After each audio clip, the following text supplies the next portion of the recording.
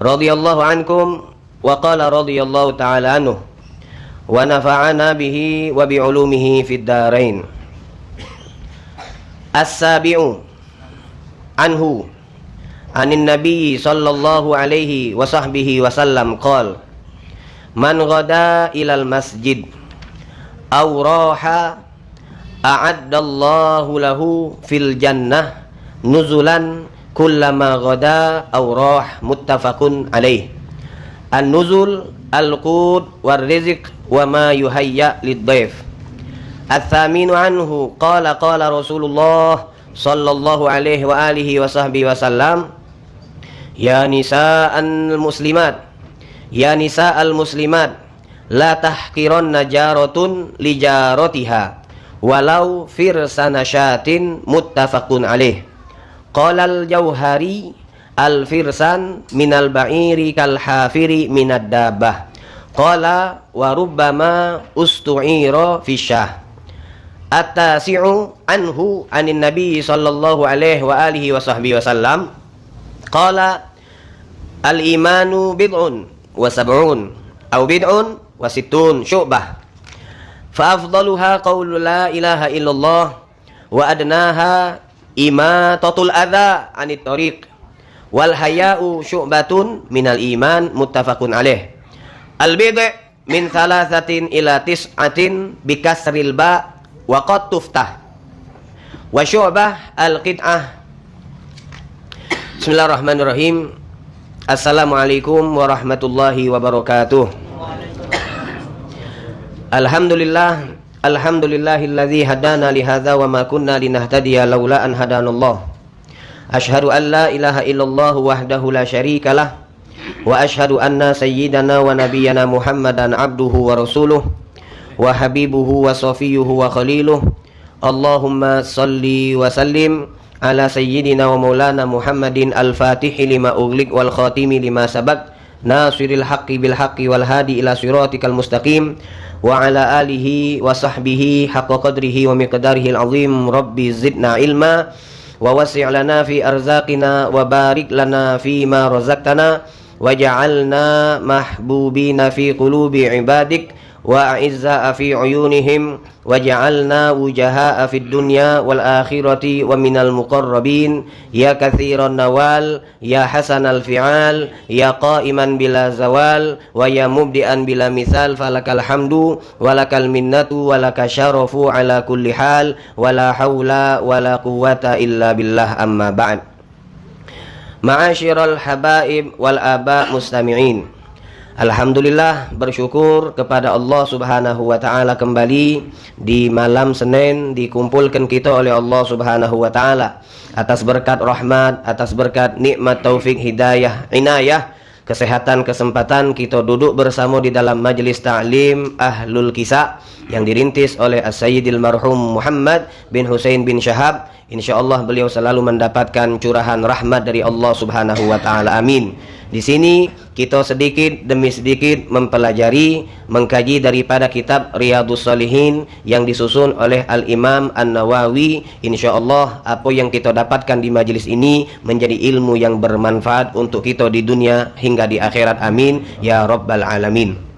Melanjutkan dari hadis yang masih termasuk dari bab kathrati turukil khair, banyaknya daripada cara dan jalan kita untuk melakukan kebaikan. Di hadis yang ketujuh yang dicantumkan oleh Al-Imam An-Nawawi di dalam kitab beliau mengatakan as-sabi'u, hadis yang ketujuh, anhu, berasal diriwayatkan oleh sahabat Rasulullah sallallahu alaihi wasallam yaitu Abu Hurairah.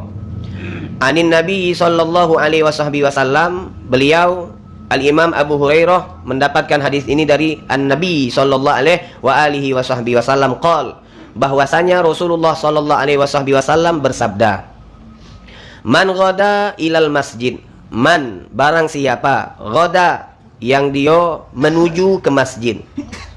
Ghada di dalam bahasa arti aslinya adalah pergi atau keluar dari rumah di waktu pagi.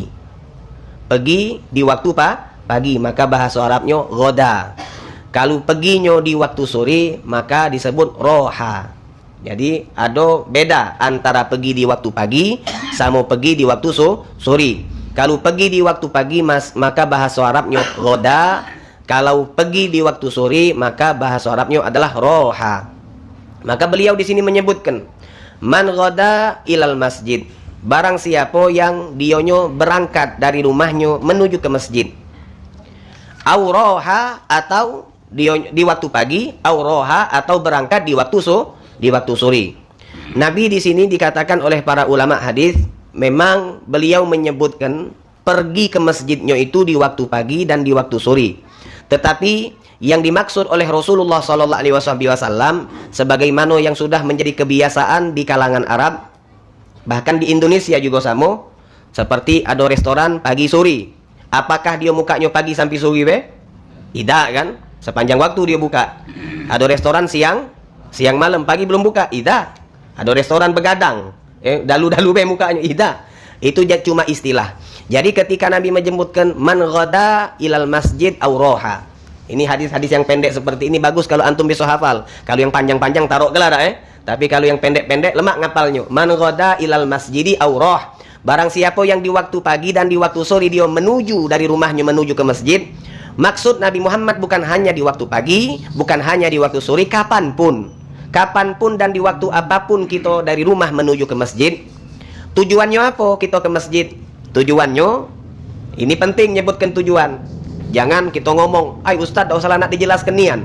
Wong ke masjid itu tentulah untuk ibadah. Karena sekarang ini termasuk daripada tanda hari kiamat adalah ketika masjid la taqumu sa'ah hatta tuj'al al-masajidu turuqa, kata Rasulullah.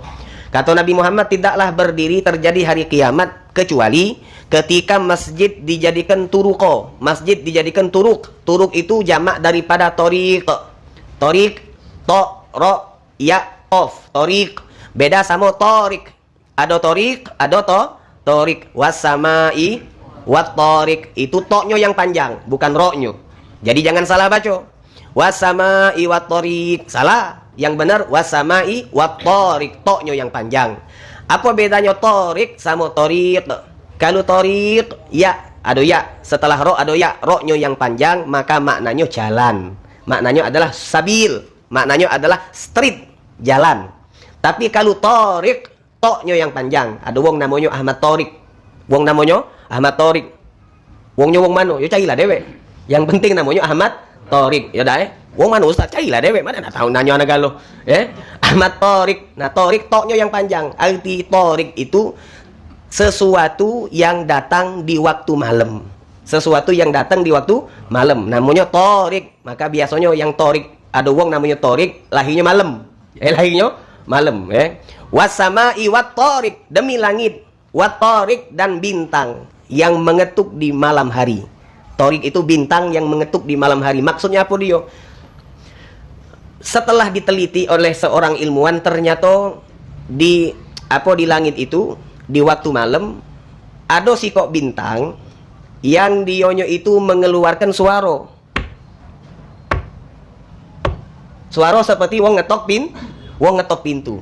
Sumber suara itu dari bintang dan bisa didengar kalau kita di sana naik maki pesawat ulang-alik itu kita bisa dengar itu. Ada suara seperti itu. Maka setelah dia buka Al-Quran, ternyata benar apa kata Allah Subhanahu Wa Taala, was-sama'i wat tariq. Sesuatu yang datang di waktu malam. Toroko yatruku itu arti mengetuk. Toroktul baba, aku mengetuk pintu. Nah, toroktul bab, aku mengetuk pintu. Jadi at-tariq beda sama tariq. At-tariq beda sama tariq. Man ghada ilal masjid. Nah, sekarang kata Nabi Muhammad, masjid ini kaget di akhir zaman bakal berubah fungsi. Memang fungsi pertama masjid itu didirikan tentulah untuk ibadah. Maka ketika Nabi Muhammad beliau bersabda, man ghada ilal masjid auroh, barang siapa yang dia berangkat di waktu pagi ataupun petang menuju ke masjid, dijelaskan kalau antum punya kitab syarah hadis, dijelaskan ilal masjid tolaban di ada isolatin fi. Dijelaskan tujuannya ke masjid itu untuk apa? Kenapa dijelaskan? Karena di akhir zaman wong ke masjid itu tujuannya macam-macam. Salah satunya yang disebut oleh Nabi, bahwasanya di akhir zaman masjid itu turuko akan dijadikan sebagai torik, sebagai jalan. Maksud jalan tuh mak mano? Kita ke masjid bukan nak sholat tapi untuk jalan, untuk jalan-jalan. Kan banyak sekarang ini, bahkan ada sebagian masjid yang dijadikan untuk putu pre-wedding. Putu pre-wedding, pre itu sebelum, wedding itu pengantin. Artinya putunya sebelum pengantin.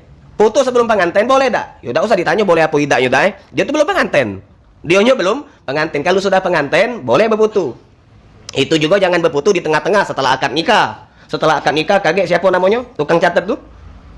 Ketip KUA tuh manggil, "Mak mano pengantin betina di metu kafe dak lah kanji mulo." Lah kanji nak bini wong apa kau nak nyingoknya? Nah, kan tanda tangan gampang, tanda tangan itu formalitas. Tanda tangan itu formalitas negara baik ya. Bisa diantarkan oleh keluarganya masuk ke kamar dia. Beda. Kita kalau pengantin mah itu harus tegas, jangan galak bini kita jingok wong. Lolo kalau galak. Barulah halal. Kita dulu yang harus jingoknya. Barulah halal kita ngalalkannya. Qabil tuh, saya terima nikahnya. Lah bekingetan gitu dah. Saya terima nikahnya dengan mas kawin yang tersebut tunai. Panjangnya pula tunai.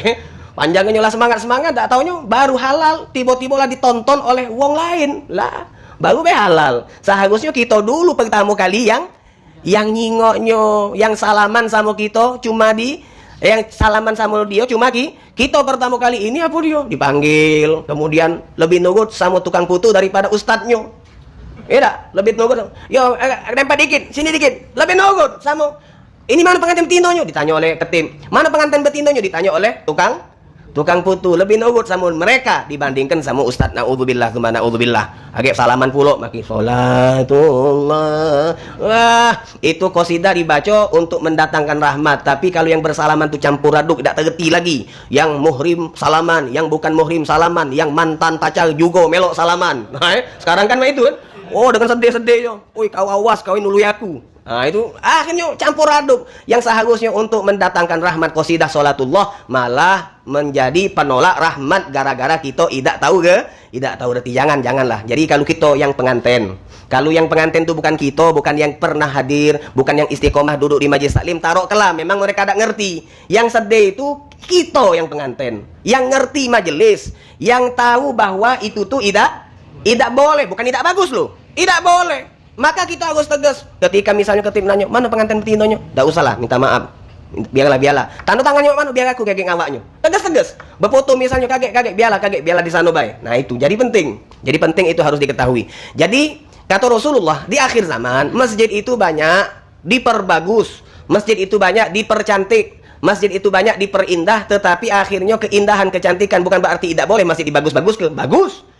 Masjid diindah-indahkan bagus, tujuannya untuk menarik daripada minat muslimin supaya betah duduk iktikaf lama-lama di masjid. Tapi kalau misalnya justru itu menjadi bumerang, akhirnya di sana menjadi tujuan para kaum muslimin ataupun muslimat, bahkan jadi tempat cewekan. Aduh, disediakan wifi pula tanpa mana dia lemah. Tambah lemah, disediakan wifi, ada lapangannya, ada kebunnya, ada taman, ada taman, makanlah di situ, minumlah di situ. Nak disamakannya baca di lapangan Masjidil Haram ataupun Masjidun Nabawi. Kalau di sana itu memang sudah darurat, wong kami komplek mak mano tak berarti masalah. Cuma kalau kita sekarang di Indonesia, wong nak ke masjid itu lebih dominan untuk nyingok apa dia interiornya, nak berfoto pintunya be jadilah.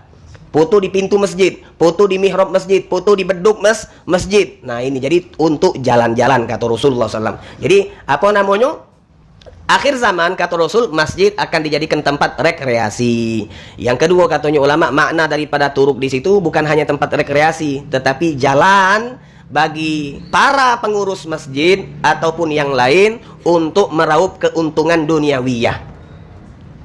Benar tak omongan Nabi? Benar nian, kan benar. Benar nian, Nabi yang ngomong. Benar nian. Benar nian apa yang dikatakan Nabi Muhammad. Masjid itu di akhir zaman bakal menjadi ladang bagi mereka yang ada di juru masjid ataupun di luar masjid untuk meraup keuntungan. Mana keuntungannya? Ya segala keuntungannya bersifat zahir atau bersifat batin. Keuntungan zahir, yo ada celengan siluman.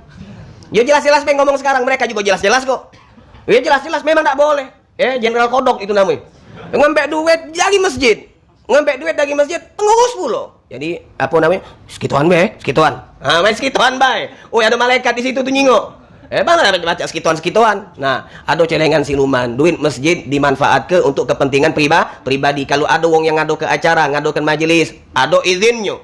Kemudian ada duit duit sewa gedung masjid. Masjid disewa. Masya Allah. Untuk duit kebersihan kata dia. Dibaguskan lagi. Untuk duit kebersihan. Oke, kita terima duit kebersihan. Berapa nian? Kalau memang duit kebersihan berapa nian? Ujung-ujung kadek masuk kantong juga. Itu memanfaatkan.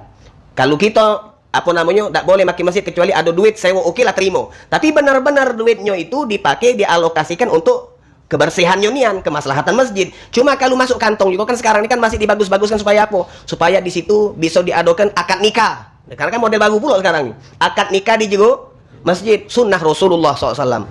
Daripada sunnah Nabi kalau kita pengantin, akadnya, bukan resepsinya, akadnya di juga masjid. Perhatikan, akadnya, bukan resepsinya. Kenapa akad? Akad tuh zaman Nabi lanang galau. Kalau resepsi ada lanang, ada betino. Kalau sekarang ini ladas. Makin slogan sunnah, masjidnya pulok kegalaan, karena lumayan Ustaz duitnya itu. Aduh yang ngomong sama anak.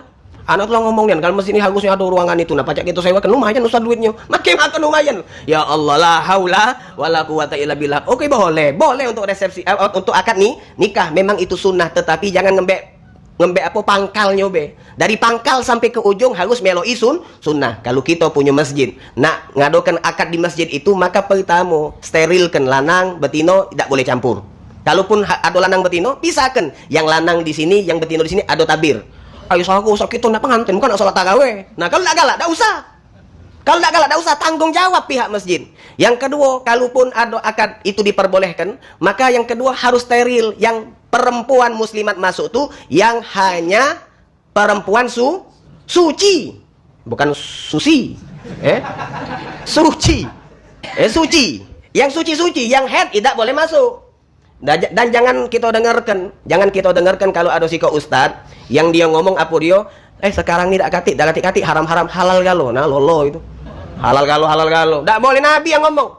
La uhillu li masjidi hadza li haidin wa nufasa, kata Nabi. Aku tidak halalkan masjid untuk dimasuki oleh perempuan haid dan nifas. Nabi yang ngomong kok, bukan anak yang ngomong. Nabi.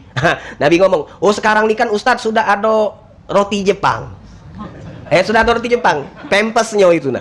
Softtek-nya itu kan. Jadi aman, tak bakal netes. Yang ngomong tuh lanang.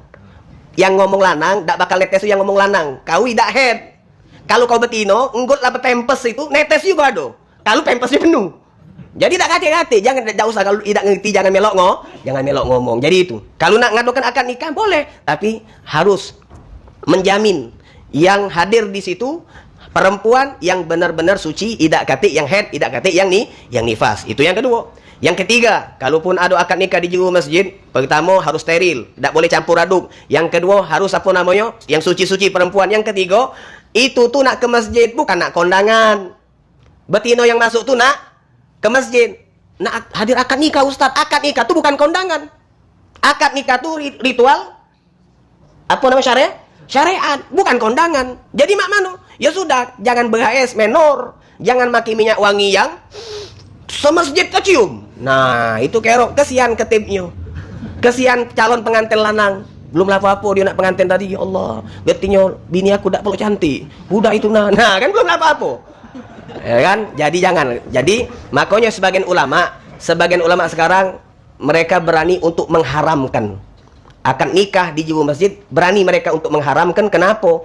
Karena syariat yang seharusnya diterapkan malah dilanggar. Jadi itu. Jadi kalau nak akad nikah di rumah bela dosa di masjid, kecuali kalau memang bisa diterapkan daripada syariat secara sempurna. Jadi itu kata Nabi Muhammad.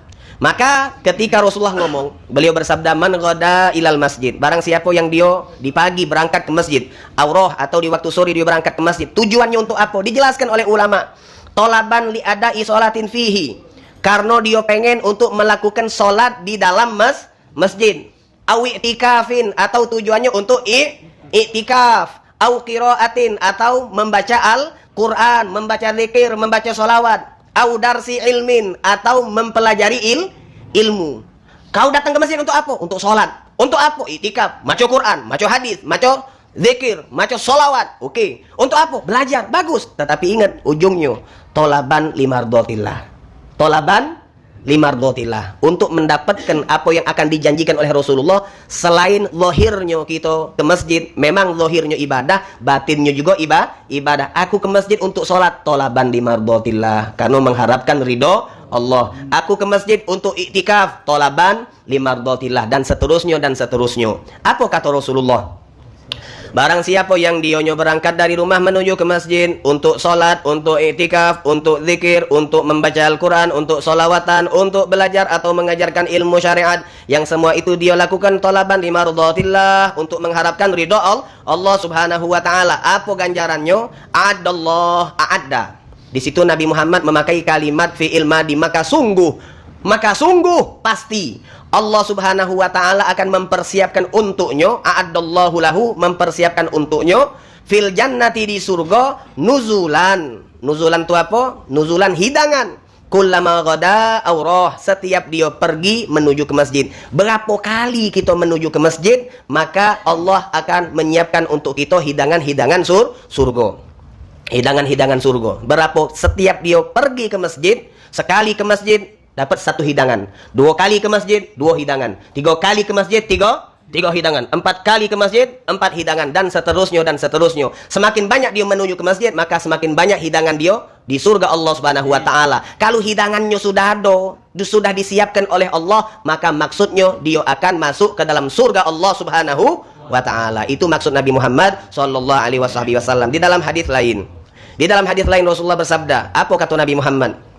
Rasulullah bersabda, man kharaja min baitihi ilal masjid, barang siapa yang dionyo metu dari rumahnya menuju ke masjid, la yuridu, dia tidak ada tujuan, illa ayyu'allima khairan, kecuali tujuannya untuk mengajarkan khairan, mengajarkan kebaikan, ilmu syariat.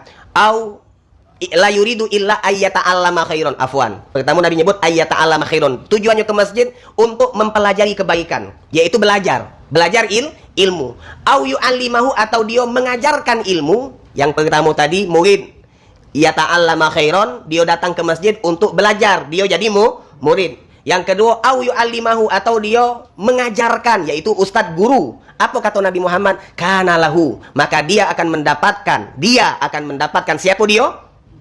Yang pergi dari rumahnya menuju ke masjid tujuannya untuk belajar atau mengajar, dan mardotillah tujuannya untuk ridho Allah subhanahu wa ta'ala. Bukannya ke masjid nyari lokak makan, dares tapi ada lokak ngopi, dares belajar majelis taklim di masjid tapi ada lokak laksan bisa juga belajar di sana ada lokak apa, godo-godo kanyut, model gendum, godo-godo kanyut, bener gak? Ya, godo-godo kanyut itu model. Maka tidak mardotillah dia. Apa kata Rasulullah? Kana lahu, maka dia akan mendapatkan ka'ajri hajin, dia akan mendapatkan pahala seperti wong yang pergi haji, tamin hajatuh, yang sempurna hajinya. Jadi kita yang tidak punya duit, apalagi yang punya duit, bisa pergi haji setiap hari. Dengan apa? Dengan kita hadir di masjid atau majelis taklim. Hadir majlis taklim di masjid, maka kita akan mendapatkan pahala haji, bukan hanya haji, yang sempurna hajinya, kata Rasulullah sallallahu alaihi wasallam. Itu hadis Rasulullah. Kemudian di dalam hadis yang lain, dan jangan tanya, Ustaz, hadis yang Ustaz baca ke tadi itu sahih apa dhaif? Tidak musim lagi. Bertanya model mak itu tidak musim.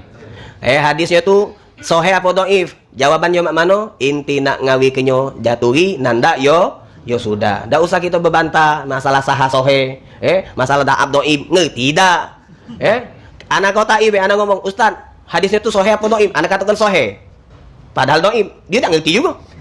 Ya, bukannya ulama dia. Jadi sudahlah, tidak usah.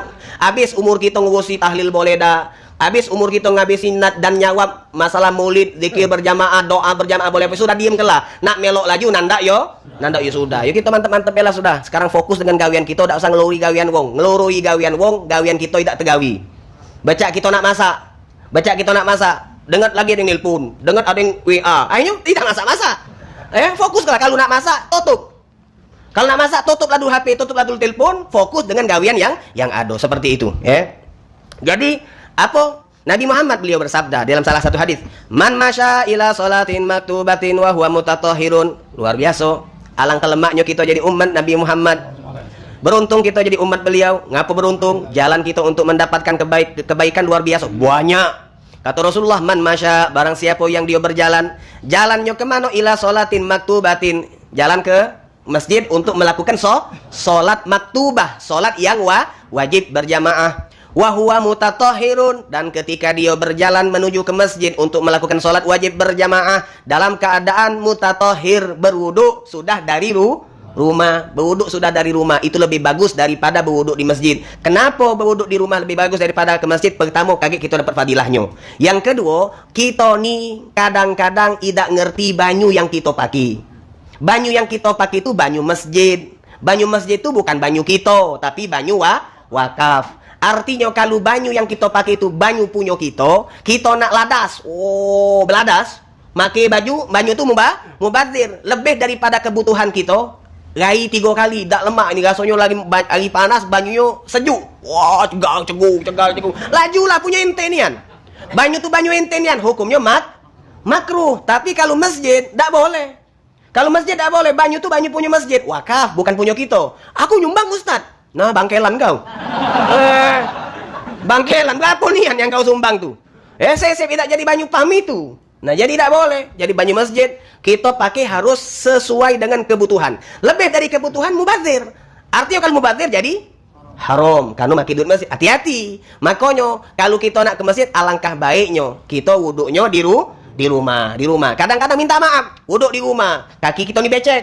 Kemudian di depan masjid itu sebelum masuk pintu ada keran. Kita cuci kaki. Dibuka sebesak-besaknya becak kaki kita, itu kaki gajah. Trot, dikocor ke. Ya Allah, itu duit masjid. Ente pakai untuk cuci kaki, bukan untuk wudu. Tidak boleh. Ustaz, kalau kita masuk masjid kaki kotor kan tidak boleh juga Ustaz. Ya bersihkan sekiranya, woi. Sekiranya, jangan basing, basing. Jadi tidak boleh, ingat-ingat. Jadi Rasulullah ngomong, siapa yang dia berjalan dari rumahnya menuju ke masjid, tujuannya untuk melakukan sholat wajib berjamaah di masjid, mutatahhirun, sedangkan dia dalam keadaan bersuci. Apa kata Rasulullah? Kana lahu ka ajril hajj al muhrim. Maka dia akan mendapatkan pahala ibadah haji. Kalau tadi hadisnya ke masjid belajar, mengajar, dapat pahala ibadah haji. Sekarang di hadis ini, siapa yang ke masjid untuk sholat 5 waktu berjamaah, dapat pahala ibadah haji. Oh, lemak kalau cak itu. 5 kali, 5 waktu kita sholat di masjid berjamaah, berarti 5 kali kita pergi. Masya Allah.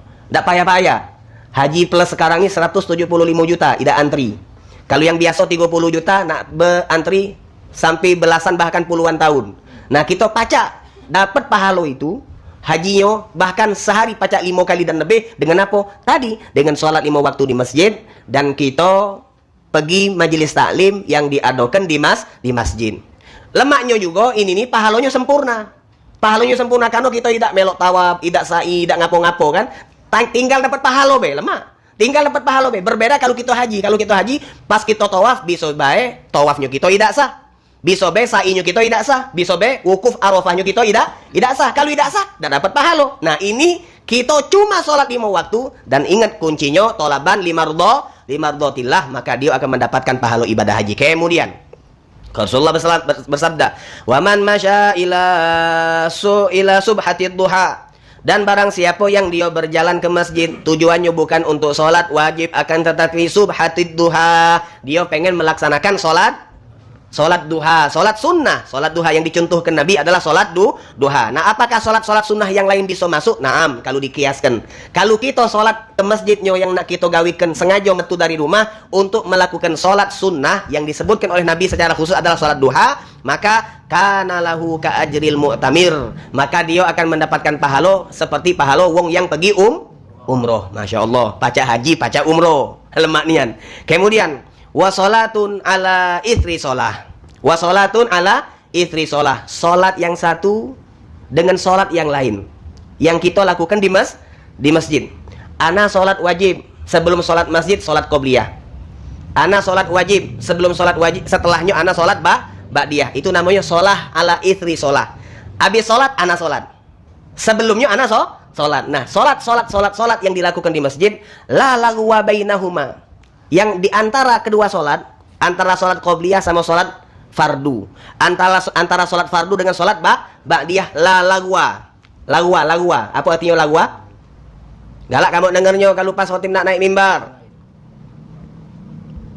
Jangan nami ucin, jawabnya yang lain. Sholat Jumat pas khotim naik mimbar. Fakot lago. Lago itu artinya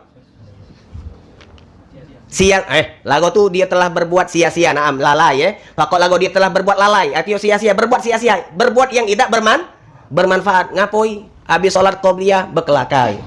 Habis sholat qobliyah misalnya yang seharusnya baca subhanallah 10 kali. Alhamdulillah, la ilaha illallah. Kemudian Allahu Akbar. Kemudian istighfar 10 kali. Lalu dilanjutkan dengan baca ayat kursi. Itu bagus. Daripada kelakar. Mak mano kabar dunia. Gas naik 35.000. Mak mano lah. Gampang lah do cagonyo. Cak mano ada gas yang bukan 5 kilo. Tapi beratnya cuma 5 gram. Ini gas kecil model mak ini. Berapa harganya? Nak kata yang jual. Sama baik. Alhasil. Masya Allah. Apa namanya? Berkelakar. Maka itu tidak dapat pahala ini. Kalau kita pengen dapat pahala ini, setelah sholat qobliyah, habis sholat wajib. Habis sholat wajib kita sholat ba'diyah. Di antara kedua sholat tersebut dak katik lalai omongannya omongan bermanfaat. Apa yang bermanfaat? Zikir, ngaji Quran, sholawat dan seterusnya yang bermanfaat. Maka apa kata Nabi Muhammad? Kitabun fi illiyin. Maka orang tersebut akan tercatat namanya di illiyin, di catatan malaikat illiyin yang paling tinggi kedudukannya. Artinya namanya dikenal oleh malaikat. Maka termasuk adab. Kalau antum baca managib Al-Imamul Haddad yang khusus anonim Kanu Al-Haddad, agak apa namanya? Ta'asub dikit, agak bahasa nepotisme dikit. Al-Haddad anak hobi macam managib beliau. Managib Al-Imam Haddad kata muridnya, beliau itu paling marah. Beliau itu paling marah kalau sudah azan kemudian beliau sholat qobliyah menunggu daripada iqomah ada wong yang ngajak beliau kelakar meskipun kelakarnya kelakar ilmu. Meskipun kelakarnya kelakar ilmu, beliau marah. Kaget. Ini bukan saatnya kita kelakar, saatnya kita mempersiapkan hati, memfokuskan kita pikiran biar kita nak masuk dalam sholat fardu dengan khusyuk dan hudur. Ini nak cerita, Ustaz, mak mana lah kiat-kiat sholat wajib biar khusyuk. Nah, tapi sebelumnya kita dak qobliyah. Kalau nak khusyuk qobliyah dulu. Kemudian kalau setelah qobliyah jangan kelakar. Karena apa? Yang kita kelakari bakal terngiang-ngiang. Bakal terpikirkan ketika kita sholat wajib. Tadi kelakar masalah pempek kulit. Pas sholat ingat. Oh ya hujan ini lemaknya pempek kulit. Yuk kita beli habis sholat. Beli habis sholat. Kata yang ingin berkelakar ini kan. Sholat Allahu Akbar. Beli di mana lah ya? Nah, belum apa-apa. Gara-gara kelakar. Jadi jangan. Ini kita harus hidupkan dong. Harus hidupkan. Kalau kita istiqomah di masjid, ayo. Kita harus belajar tentang adab-adab di jiwa masjid. Minta maaf. Kadang-kadang tiap hari kita ke masjid, malah kita lupa bahwa yang kita masuk itu adalah masjid. Kadang-kadang wong yang istiqomah tiap hari di masjid, dia lalai dengan adab-adab di masjid. Berselonjogan. Wong lagi ceramah berkelakar. Ini bisa jadi rumahku, kata dia. Perasaan dia, jujur. Itu yang kejingoannya. Memang musyahad bil ain, itu yang sudah terlihat di fakta lapangan. Yang malah lalai dengan adab di dalam masjid, justru wong yang dionya sudah istiqomah di dalam masjid. Makanya ada kalimat afatun nikmah ilfuha.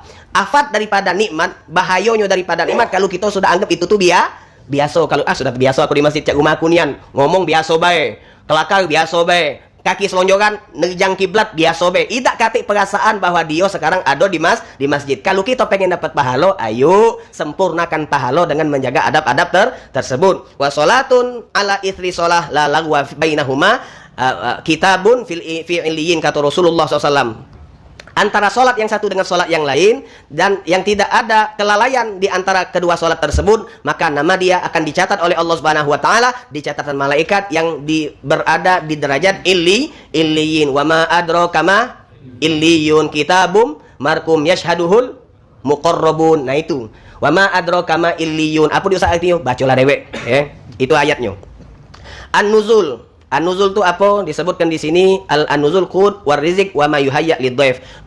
Ketika Nabi Muhammad mengatakan Allah akan mempersiapkan untuknya di surga an-nuzul. Nuzul itu artinya al-qut, makanan, war rizq dan hidangan yang Allah siapkan sebagaimana ketika kita bertamu ke rumah seseorang, maka tamu itu akan sudah pasti disuguhkan, disiapkan hidangan.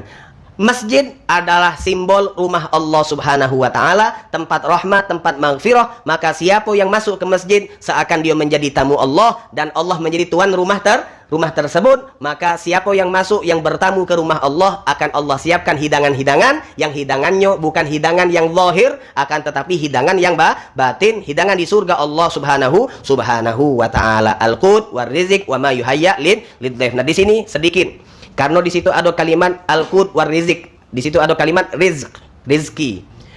di dalam akidah Ahlus Sunnah wal Jamaah.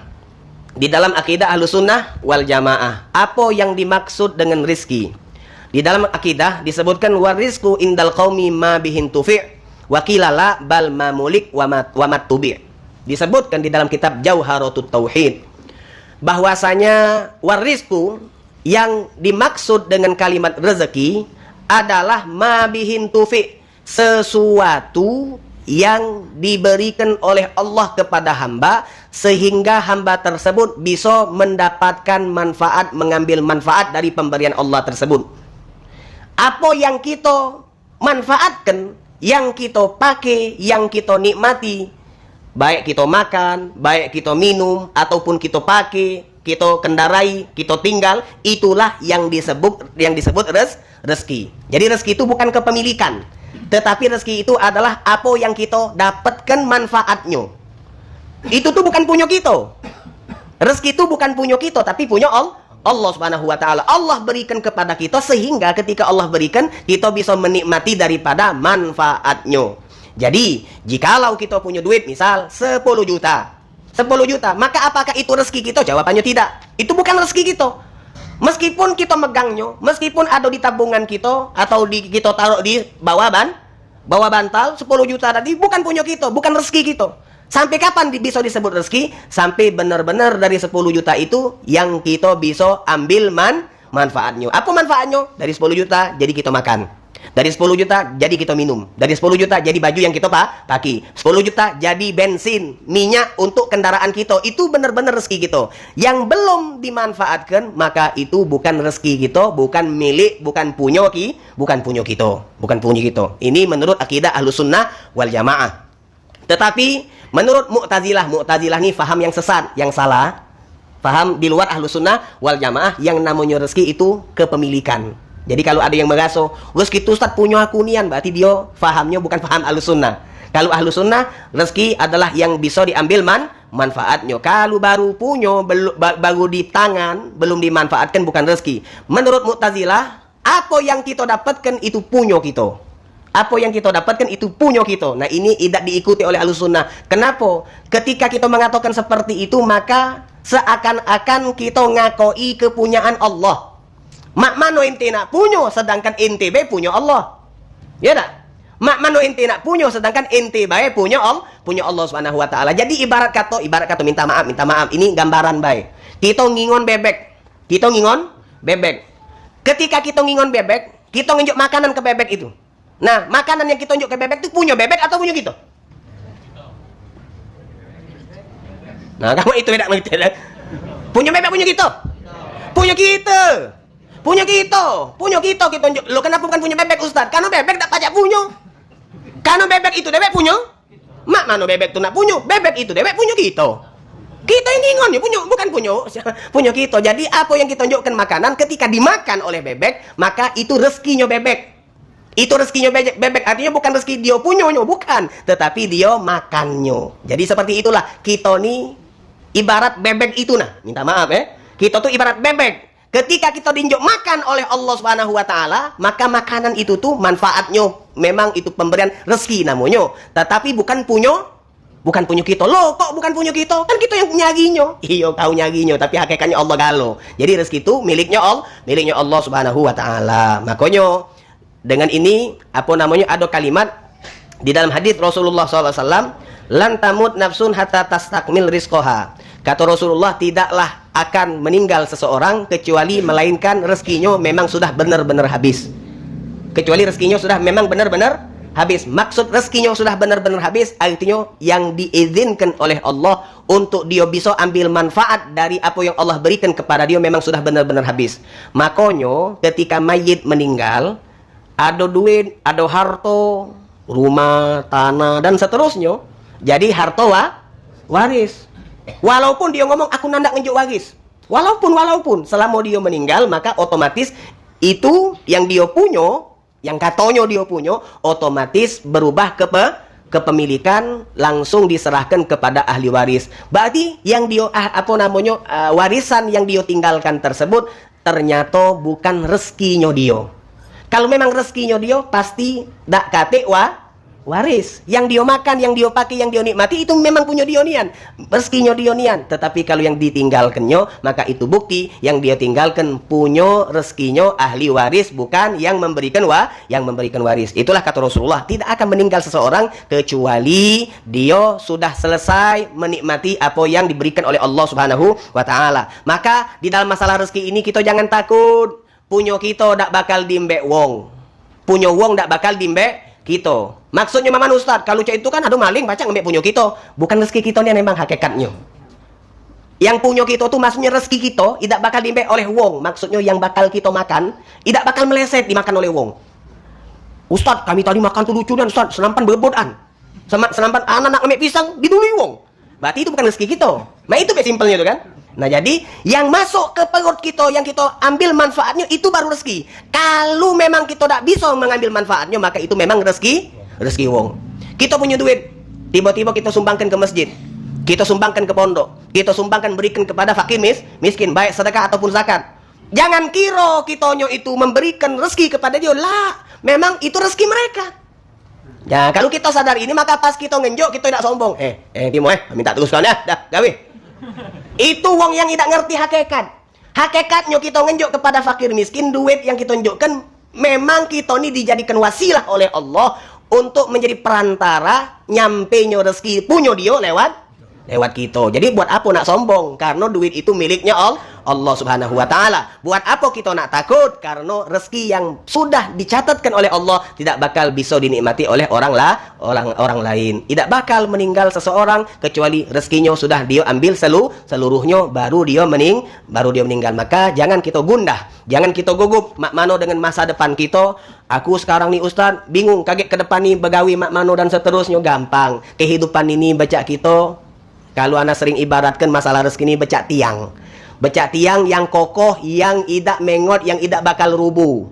Maka jikalau ada wong yang merenungkan tiang itu, dia mikir tegak di depan tiang, mikir dia, ngelamun.